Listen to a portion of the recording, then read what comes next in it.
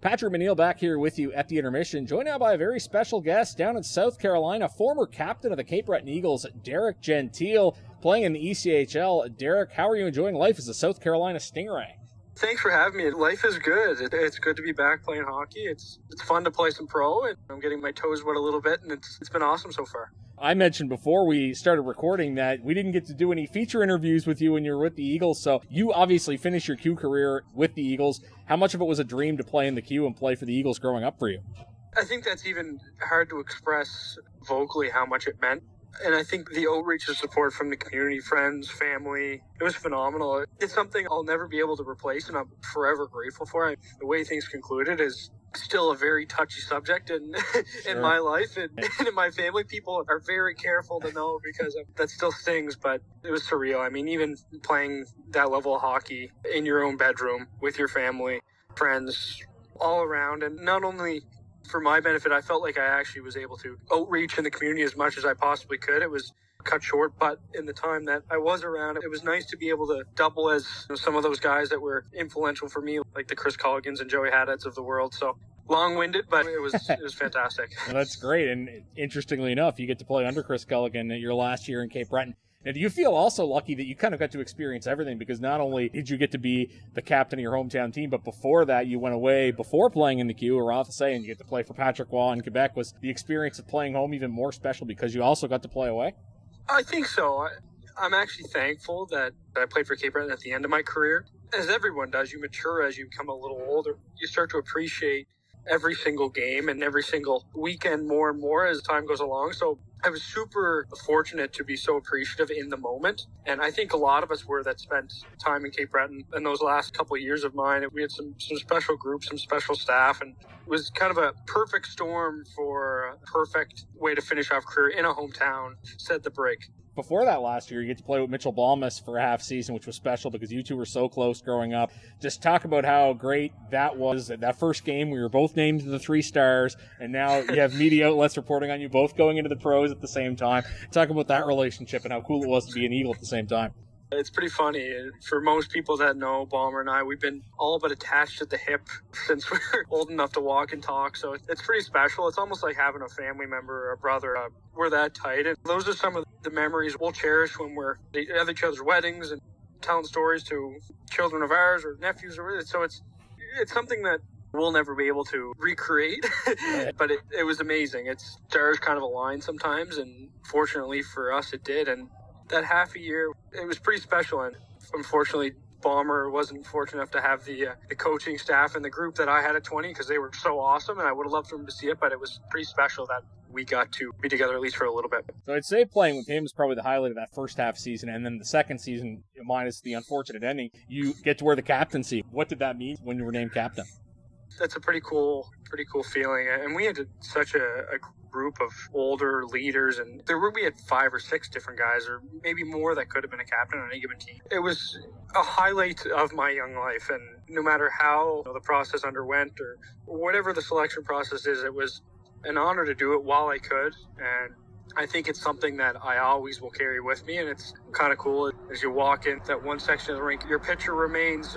I can't be lost in the depths of time there. I cannot be forgotten anyway, which is good. So, but it was cool, and I think not only was it great for me, my parents were over the moon, and my sister and some other close family, Muff Jet, they were so happy for me. So not only for me, but for everybody.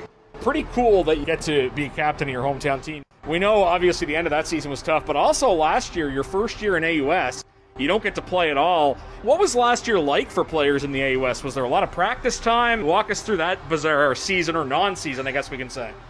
Yeah, it was such a strange 2 years. It was times of hope and times of uber frustration, I would say. We did our best we could. We practiced fair margin for obvious reasons, but I think I was fortunate enough to be in a place where Chris Donnelly kind of created an atmosphere where guys were able to still progress. For those that knew me as a hockey player at 20 and knew me as a hockey player leaving Dalhousie, I was still able to monumentally improve in those 2 years, probably more so than I had in any 2-year span ever. It was really difficult, and I think it more difficult as time went along. As you can see, I've made the decision to go pro, but I'm thankful I was where I was when it happened. We kind of just did your best to do with what was provided. We were part of a collective group of people who were trying to keep everybody safe, and we did our part. It didn't take away from the frustration of. That's a pretty reasoned explanation, I think. You end up making the jump along with a lot of other players. Was this something that was talked about in groups, and how difficult was it for you to depart from Dalhousie, being someone that's always taken the school side of things pretty seriously? Step one was that I had to make sure I could continue my education. I'm confident that I can continue on a reasonable schedule, which is good. But the second part, and to answer your question, I almost wish, and I joked about it with a few guys, is that I almost wish I didn't like it so much at Dalhousie because it would have made it easier to leave. I had such a good relationship with some people there, and I was happy with every aspect of my hockey life, my school life, personal. Everything was so great that it made it really difficult. And that's a testament to what they're doing there. But for me, it was just consolidating a lot with Mitchell. Like, we talked a whole lot about it. It happened very quickly.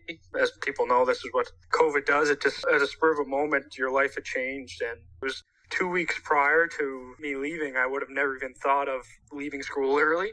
And then 13 days later, I was landing in Charleston. So it was a long process, and Mitchell and I probably spent more time on the phone with each other than anybody, but it's nice to have somebody. Bear Kerr was another guy who was on my team that we were at least able to talk through it a little bit. Pretty much every team in the AUS, I think with the exception of St. FX, ends up losing somebody. Now, it's been a good start to the year for you in the ECHL, but one sobering thing I do want to touch on is you, of course, are part of that South Carolina team that was playing the game of the much-publicized incident with Jordan Subban, your teammate, and Jacob Panetta. Panetta suspended for the rest of the season. An accusation of racial gesture, and regardless of Panetta's intent, certainly that's something very tough for Jordan Subban. We know he's had to deal with it his whole life. I guess how much did you and your team learn from that, and how much did you rally around him? Well, that's what I think the big word there is just learn, is that I'd never experienced something like that in my young life. And Jordan was one of the guys initially when I landed that was so good to make me comfortable and get you adjusted. Just like every team has some guys that go out of their way to help people be a little bit more comfortable and talk to guys when they don't really know anybody. So to see him so upset, and I don't think I'll ever forget it. And it's one of those moments in life when it changes your perspective on some things. And I couldn't shake how upset he was. And it's something that I'll carry, and that you do your best to educate and help others learn, because I never want to see a friend of mine go through like that ever again, right? It's a hard thing to talk about, but we try our best. Fair enough. And I obviously do want to talk about your current season, because as we record, you're a point per game in the ECHL, so obviously having success there. Just tell us about what the league is like, what the quality of play is, and what do you think the future holds for you? Success has been good lately. I think confidence is one thing, and physical health has been awesome. I'm finally able to get out of the frail 150-pound frame I played in junior. So playing at a man's body has made a big difference for me. I don't think I could have done the pro if I hadn't made that physical adjustment in the last couple of years. I think the time off is partly why I was able to do it, but it is a man's game down here. Oddly enough, one referee instead of two makes a large difference for things like holds and 6 infractions. I've had to learn to fight through a little bit more than that, more than I'm accustomed, so I'm sure a couple of Pierre Canucks will be watching. I think they prepared me a little bit for it, so it's good. Most importantly, I'm really enjoying it. It's nice to be in such a professional atmosphere where guys are striving to either get to the next level or be the best version of themselves, or really just make a team. In terms of the future, I hope to progress. I hope to keep playing hockey. I'm liking hockey more than I ever have, which is the most important thing. So wherever I land up, I'm not sure where it'll be. Pro hockey, I'm learning, is very unpredictable, but I'll still be playing. That's the important thing. Well, we're very happy you still have love for the game and having success doing it. A lot of people in Cape Breton cheering you on. Derek, great to catch up. Best of luck the rest of the season. Awesome. Thanks so much. I appreciate it. That's former Eagles captain Derek Gentile joining us on the broadcast. You're listening to Uniglass Plus, Cape Breton Eagles Hockey, 1270 CJCB.